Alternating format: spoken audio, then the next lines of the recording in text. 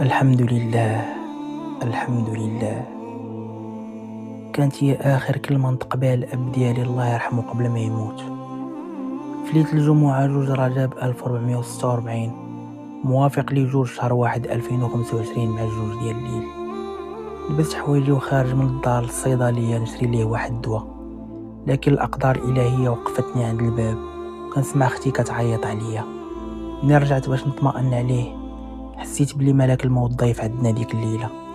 رجعت حدا الاب ديالي وهزيت ليه السبابه ديالو وكنشهد ليه، والعينين ديالو كيشوفوا فيا فحال كيهضروا بلا كلام. كانت اللحظه ثقيله والوقت واقفه والنفس كطلع بصعوبه. كنت باغي نمد يدي ونحبس الموت ونقول ليها لا ما تاخديش مني باقي محتاج ليه، لكن امر الله فوق كل شيء.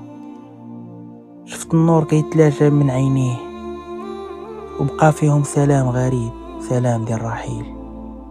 كانت الملامح ديالو مطمئنة بحال كيسمع نداء بعيد في راحة ما بعدها راحة. أنا بقلب عامر بالرهبة والإيمان حسيت بحال الهوا تغير والروح ديالو كتحلق في سلام خفيفة طالعة للرفيق الأعلى.